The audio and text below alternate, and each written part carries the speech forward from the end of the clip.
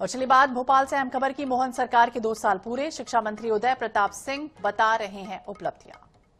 Education department में 20,000 अतिशय शिक्षक काउंसलिंग के माध्यम से उनको हम लोगों ने व्यवस्थित तरीके से जहां पर कम है या जहां पर अधिक है उनको समायोजित करने का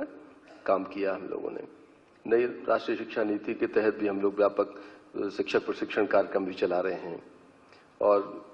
शिक्षकों के सहयोग से हम लोग एक जो सहयोगात्मक चिंतनशील मेंटर प्रदान अधिगम जो है उसको बढ़ावा देने के लिए शिक्षक समुदाय के लिए हर माह कक्षावार एक सहकर्मी अधिगम जो कहते हैं ना कि पीयर लर्निंग कम्युनिटी के रूप में शिक्षक संवाद सत्रों का भी हम आयोजन कर रहे हैं और लगभग 80% हमारे रेगुलर टीचर और 96 से ऊपर हमारे अतिथि शिक्षक। हम लोगों ने जो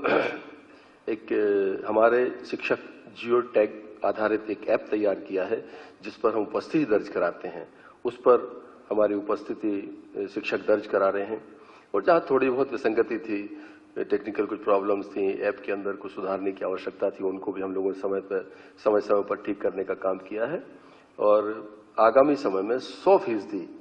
अटेंडेंस जो है वो ई अटेंडेंस के रूप में हम उसे करेंगे। जैसे दुनिया के दूसरे देशों में, दूसरे राज्यों में, हमारे यहाँ भी दूसरे विभागों में ई अटेंडेंस का जो एक कॉन्सेप्ट आया है उससे काफी मतलब शिक्षक को भी काफी राहत है। उसकी छुट्टियों की समस्या है, उसके